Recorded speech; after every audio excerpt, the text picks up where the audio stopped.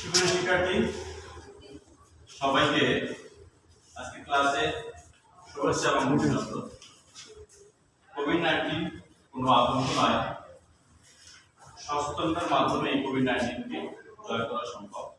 মহান সৃষ্টিকর্তাকে আমরা অসংখ্য অসংখ্য ধন্যবাদ জানাই এই জন্য যে দীর্ঘ 18 মাস পরেও আমরা সরাসরি স্কুলে এসে ক্লাস করতে পারছি।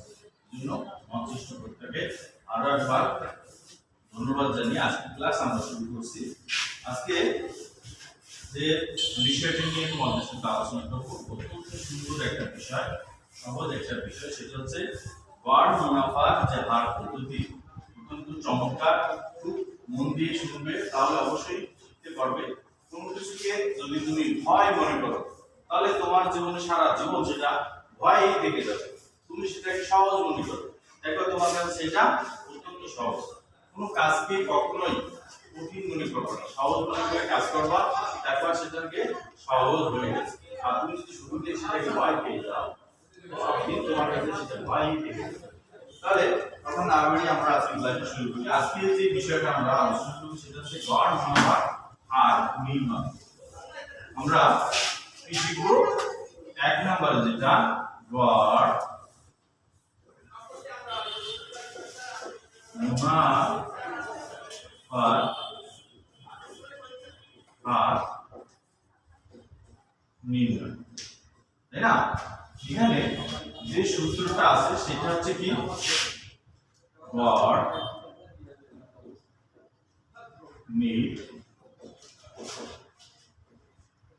মুনাফা, যাকে আমরা কি করব, গড় বিনিয়োগ দ্বারা ভাগ করব, গুণ করব, তাই না? এই বিষয়টা আমরা আজকে শিখব এবং জানব।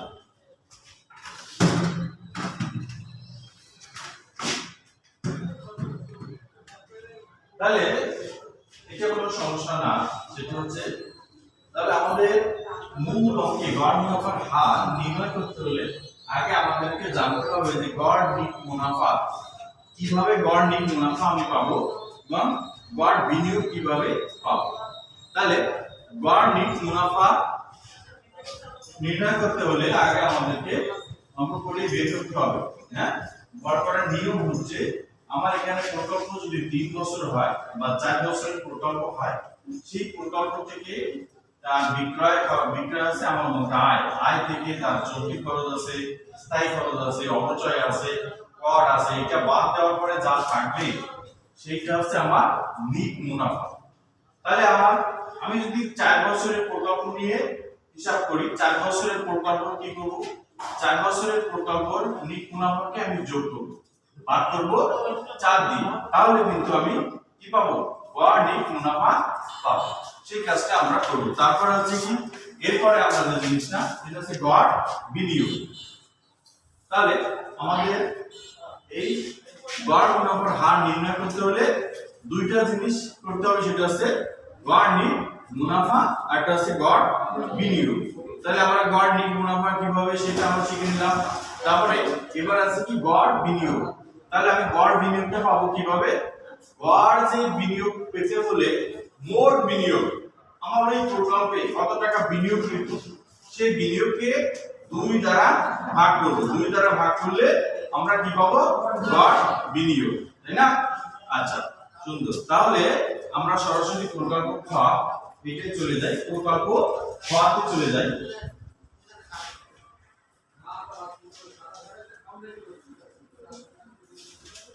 এখানে আছে পরিমাণ, ঘর কাটো, পরিমাণ ব্র্যাকেটে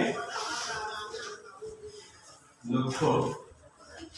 এটা যদি আমরা করি তাহলে আমরা যদি এটাকে ধরি বছর 1, বছর 2, এখানে বছর 3, তাই না?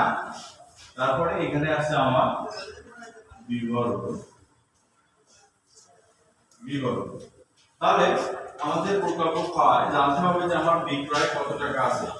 প্রকল্প ক্ষয় এখানে বলছে প্রকল্প ক্ষয় আজকাল 3 বছর, প্রাথমিক বিনিয়োগ হলো 1 কোটি টাকা।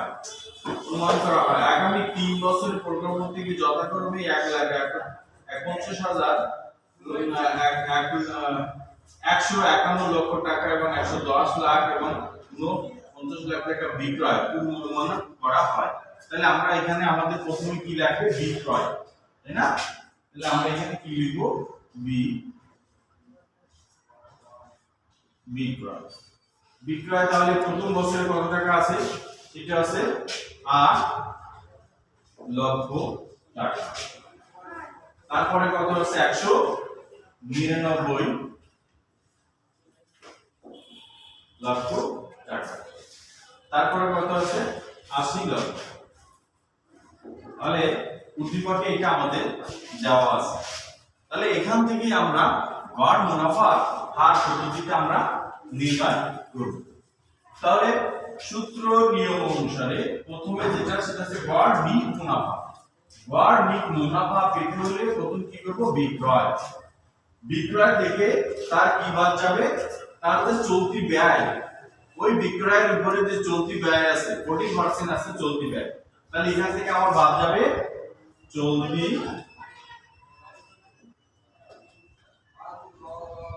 ব্যয়। এটা কত পার্সেন্ট? ওই বিক্রয়ের 40%। তাহলে আমার বিক্রয় আছে 8 লক্ষ টাকা, 40%, তাহলে কত হয়? 3.2, 3 8 24, তাই না? তাহলে কত? 32, অর্থাৎ 3 লাখ এখানে 3,20,000 বলতে হবে।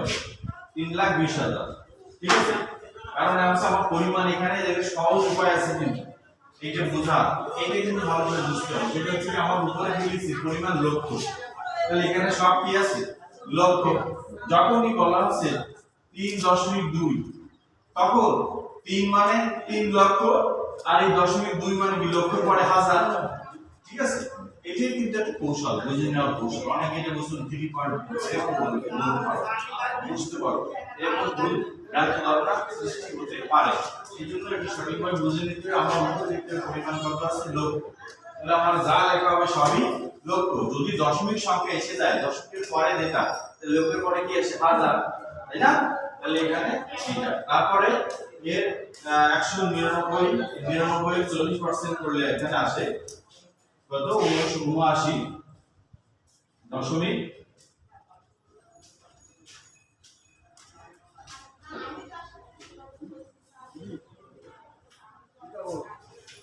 তারপরে 79.60, এরপরে আসবে 80 এর 40% করলে এখানে আসবে হলো 32, তাই না?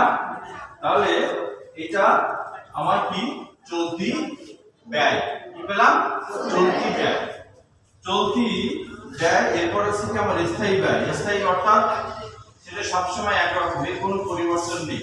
চলতি ব্যয় কিন্তু ভেরিয়েবল, তাই না? পরিবর্তনশীল, অর্থাৎ এখানে একরকম হয়েছে, এখানে একরকম, এইরকম হয়েছে, কিন্তু এটা কিসের উপরে? বিক্রয়ের উপরে। আর স্থায়ী ব্যয়টা হচ্ছে কি? প্রতি বছরই সমান। এখানে যদি 5 বছরের পরিকল্পনা হয়, 5 বছরই সমান, এই জন্য এটাকে বলা হয় স্থায়ী। এর কোনো পরিবর্তন নাই, ফিক্সড কস্ট যেটা বলা হয়। তাহলে এখানে স্থায়ী খরচ।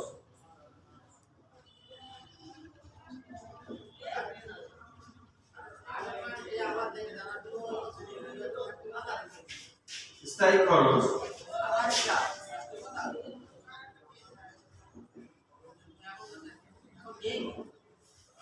স্থায়ী খরচ। এরপরে বাদ যাবে অবচয়।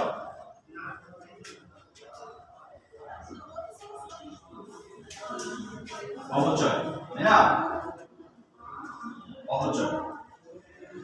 অবচয় কিন্তু আমার উদ্দীপকে উল্লেখ আছে 33.33, তাই তো?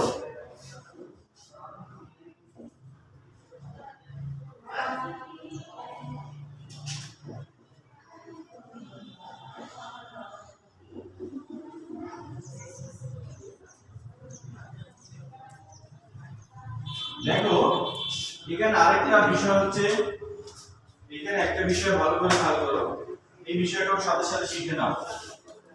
আমরা এখান থেকে মূল কিন্তু অনেকগুলো জিনিস শিখছি, আমি আবার পুনরায় একটু বলছি। সেটা হচ্ছে কি? ফার্স্ট আমরা গড় মুনাফার হার নির্ণয় করব। গড় মুনাফার হার নির্ণয় করতে হলে আমার সূত্র আছে গড় নিট মুনাফা গড় বিনিয়োগ। তাহলে গড় নিট মুনাফা নির্ণয় করতে হবে। গড় নিট মুনাফা নির্ণয় করার পর গড় বিনিয়োগ, গড় মোট বিনিয়োগকে 2 দ্বারা ভাগ করলে আমরা পাবো গড় বিনিয়োগ। গড় নিট মুনাফা নির্ণয় করতে গেলে কিন্তু আমাদের অনেক সমস্যা সৃষ্টি হয়। যেমন প্রথমে থাকবে কি আমার বিক্রয়, বিক্রয় তারপরে কি বাদ যাবে চলতি ব্যয়, চলতি ব্যয় হলো 40% বিক্রয়ের উপরে 40%। এবার স্থায়ী খরচ, এবার অবচয়।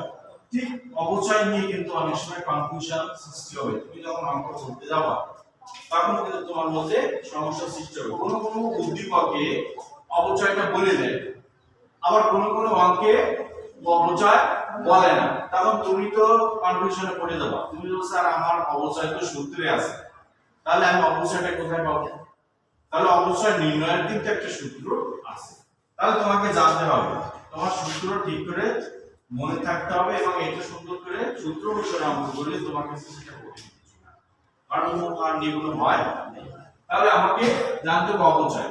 তাহলে আমার অবচয় জানার আগে জানতে হবে যে আমার এই প্রকল্পটা মেয়াদকাল কত। মেয়াদকাল আমার 3 বছর, তাই না? আমার এখানে কয় বছর? 3 বছরের কথা বলা আছে। এবার মোট যে বিনিয়োগ কৃত টাকা, ওই প্রকল্পে কত টাকা মোট বিনিয়োগ আছে, ওই বিনিয়োগকে আমার ভাগ দেওয়া পদ্ধতি 3 দিন। ঠিক আছে? আয়ুষ্কাল দিয়ে তার যে প্রকল্পে দিলে আমি দেখব অবচয় পেয়ে যাব। আন্ডারস্ট্যান্ড? আচ্ছা, অবচয়টা এবার কি করতে হবে? এইখানে বিক্রয়টা কি আমার আয়, আর এই যে চলতি ব্যয়, স্থায়ী যে ব্যয় এবং অবচয়, তিনটে কি আমার ব্যয়, তাই না? এই ব্যয় তিনটে কি করব আমরা? যোগ করব। যোগ করে বাদ দেব কার থেকে? এই বিক্রয় থেকে।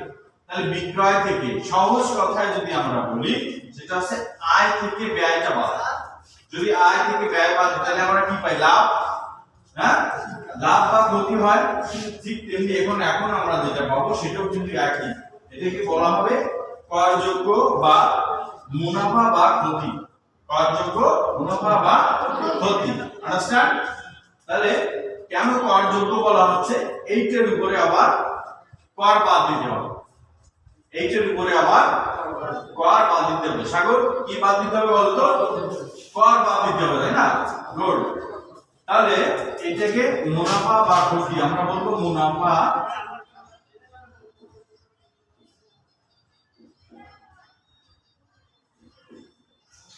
বা ক্ষতি। তাহলে প্রথম বছরে কিন্তু আমাদের এখানে ক্ষতি হয়েছে কত? যোগ করে আমরা পাইছি যে 33.53 লক্ষ টাকা। এটা কিন্তু এখানে ক্ষতি হয়েছে, এখানে লাভ হয়েছে। দ্বিতীয় বছরে লাভ হয়েছে এবং তৃতীয় বছরে কিন্তু এই টাকা আমাদের লাভ হয়েছে। এবার এর থেকে বাদ যাবে কি? আচ্ছা দাও, কর। কর বাদ যাবে, কর বাদ যাবে, কর বাদ যাওয়ার পর, কর বাদ যাওয়ার পর আমরা যেটা পাবো সেটা কি পাবো? সেটা হচ্ছে এইটাই পাবো কিন্তু আমার নেট মুনাফা।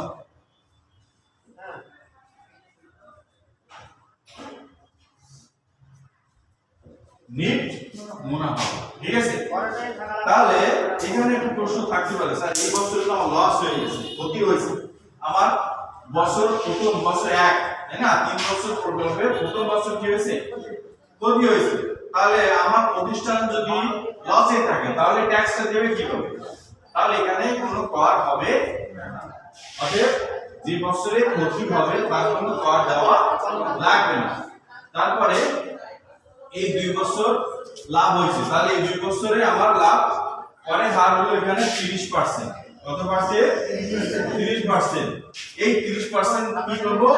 এই টাকা থেকে এই 81 লক্ষ টাকা এর 30% কর আমরা বাদ দিই। ঠিক আছে? এটা বাদ দিলে থাকে 24.32, তারপরে 2.90। এটা বাদ দেওয়ার পরে, করটা বাদ দেওয়ার পরে আমরা পাবো কত?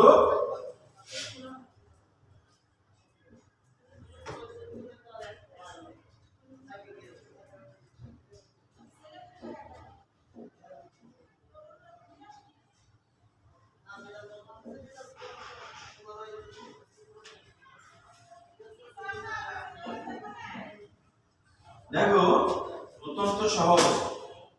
ঠিক আছে, এটা আমরা কি পেলাম, আমরা নিট মুনাফা পেলাম, তাই না? কি শোনা বলো তো, আমরা এখানে কি পেলাম, নিট মুনাফা পেলাম, তাই না? বসো সাগর, প্রথম বছরে কত টাকা লাভ হয়েছে বলো তো? প্রথম বছরে কোনো লাভ হয়নি। রাজু, প্রথম বছর কি হয়েছে, লাভ হয়েছে না লস হয়েছে? লস হয়েছে, ক্ষতি হয়েছে। এই জন্য আমরা এখানে কর ধার্য করি নাই, কর দেই নাই, তাই না? সুন্দর। তাহলে এখন আমরা গড় যে মুনাফার হার, তাহলে মূল সূত্রে আমরা এখন দিতে পারি গড় মুনাফার হার, তাই না? সূত্রটা আমরা লিখে রাখছিলাম, গড় নিট মুনাফা। তাহলে আমাকে এখন গড় নিট মুনাফা নির্ণয় করে নিতে হবে। তাহলে এখানে দেখো গড় নিট মুনাফা, যেহেতু আমার প্রথম বছর ক্ষতি হয়েছে, তাহলে আমার এই দুটো লাভ যোগ হবে আর এটা বিয়োগ হবে। বিয়োগ হওয়ার পরে আমার 3 বছর পরিকল্পনায় 3 দ্বারা ভাগ হবে।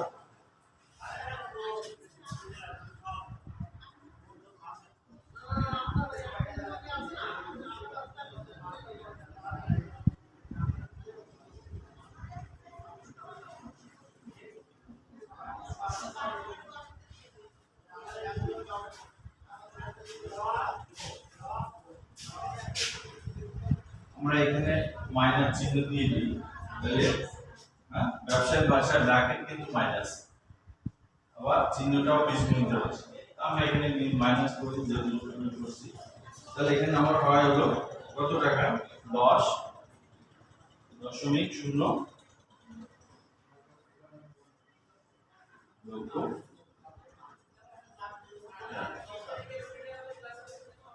এবার আমরা কি পাই, গড় বিনিয়োগ।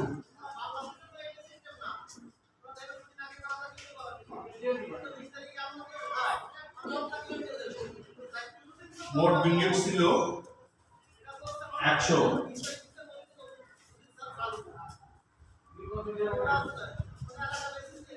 মোট বিনিয়োগ 1 কোটি টাকা। তাহলে 100 লক্ষে 1 কোটি, যেহেতু আমার এখানে পরিমাণ কি আছে, লক্ষ, তাই আমি কোটিকে কি করব, লক্ষে পরিণত করব। তাহলে 100 কে যদি আমরা 2 দ্বারা ভাগ করি তাহলে কত হয়, 50 লক্ষ, তাই না? তাহলে মূল কিন্তু আমরা এখন সূত্রে যদি মান বসাই তাহলে আমরা পাবো না,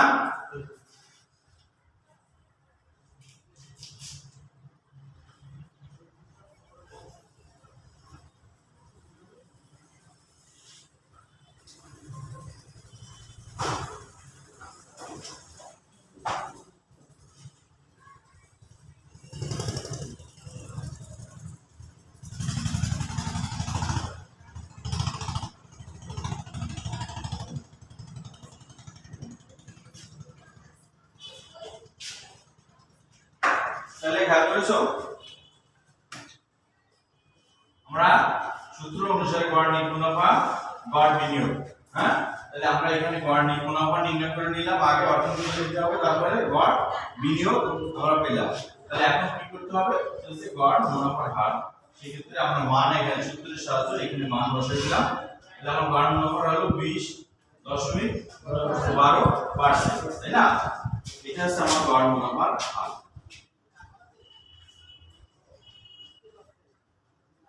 আচ্ছা, তাহলে কি সবাই কি বুঝতে পারছো? তাহলে কি আমি বোর্ড মুছে ফেলবো? হ্যাঁ বলো, তোমরা কি বলতে চাও? এখানে ও বলছে যে কর 30%, হ্যাঁ তাই বলো, এইটা আমি বুঝালাম। গুড, অনেক অনেক ধন্যবাদ। একটা সুন্দর প্রশ্ন করেছো যে করটা 30% এটা কিভাবে আসবে বা কি, তাই না? হ্যাঁ হাবিবা, তুমি বলো তো এই কর 30% কিভাবে পাইছি আমরা, বা এই কর 30% আমরা কোথায় পাইছি? উদ্দীপক থেকে, তাই না? কি মিম আমরা কোথায় পাইছি? উদ্দীপক থেকে। ধন্যবাদ দর্শক। এই 30%, তাই না, 30% উদ্দীপকে উল্লেখ করা আছে যে আমার করের হার 30%, বুঝতে পেরেছো? সেই 30% কার উপরে হবে? এই মুনাফার উপরে হবে, তাই না? সাগর হাওলাদার, তুমি বলো তো এখানে উদ্দীপকে আমাদের কর হার ছিল 30%। তাহলে সরকার প্রশ্ন করছিল সেক্ষেত্রে যেহেতু প্রথম বছর আমার ক্ষতি হয়েছে তাই আমার প্রতিষ্ঠান এখানে কর দেবে না, তাই এখানে কর হার প্রয়োজন নাই। এবার দ্বিতীয় বছরে যে 30%, এই 30% কোন টাকার উপরে আমরা কর দিয়েছি বলতো? কোন টাকার উপরে দিয়েছি? এই যে এখানে 81.07 এটা আছে আমার মুনাফা ছিল। হ্যাঁ, এই মুনাফার উপরে 30% ক্যালকুলেটর মেশিনে করতে হবে, 30% প্রতিখান থেকে বাদ যাবে। ঠিক আছে, ধন্যবাদ। আশিক বলো তো, আশিক বলো।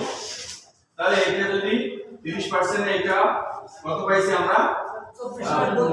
হ্যাঁ, 24,32,000 এই টাকাটা আমরা 30% করে পাচ্ছি। তাহলে এখানে করের হার, এই করের হার বছর তৃতীয় বছরে কোন টাকার উপরে আমরা নির্ণয় করছি? এই মুনাফাটা কোথায়? 9,67,000 এই টাকার উপরে আমরা 30% মুনাফা। ক্লিয়ার? বসে বলো। ঠান্ডা, তোমার কি সমস্যা সমাধান আছে?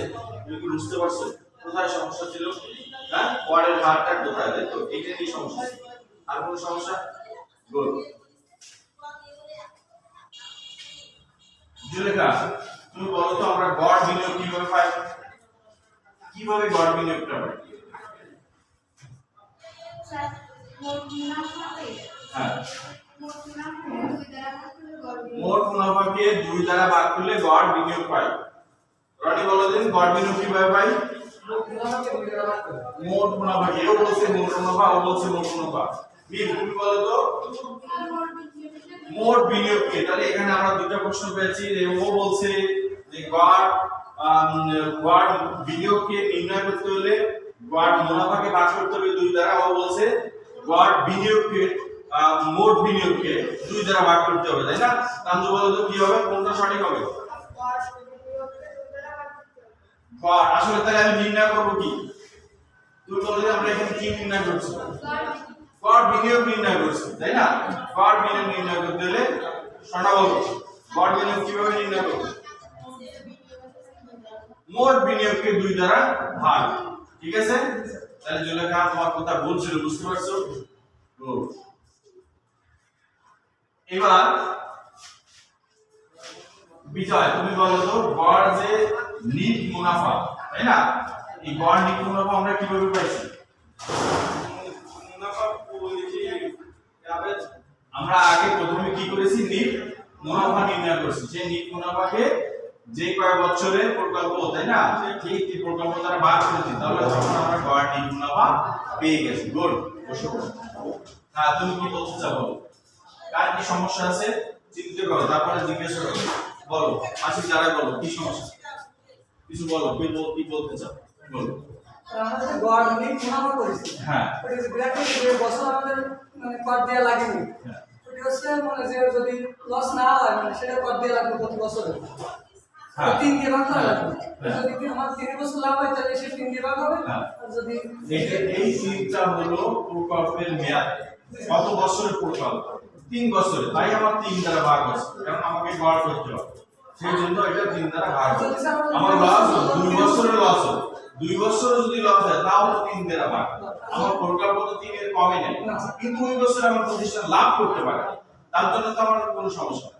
শুধু লস হলে কর দেয়া লাগবে। শুধু লস যদি হয়, ও একটা সুন্দর প্রশ্ন বলছে। অনেক সময় কম্পিটিশন লাগে, ধন্যবাদ। তার সাথে অসংখ্য ধন্যবাদ। একটা ভালো প্রশ্ন বলছে, সেটা হচ্ছে যে বছরের লস হয়, এটা মানসিকভাবে অনেক সময় অঙ্ক করার সময় তোমাদের মনে হতে পারে যে এই বছর তো লস হয়েছে, তাহলে কি আমি 2 দ্বারা ভাগ করব?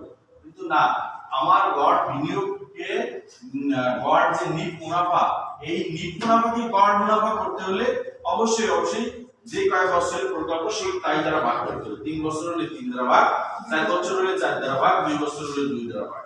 তাহলে আমার প্রথম 4 বছরের প্রকল্প যদি 3 বছরই আমার লস হয়, তাহলেও কিন্তু আমার 4 দ্বারা ভাগ। ঠিক তেমনি এখানেও 3 বছরের, তাই না?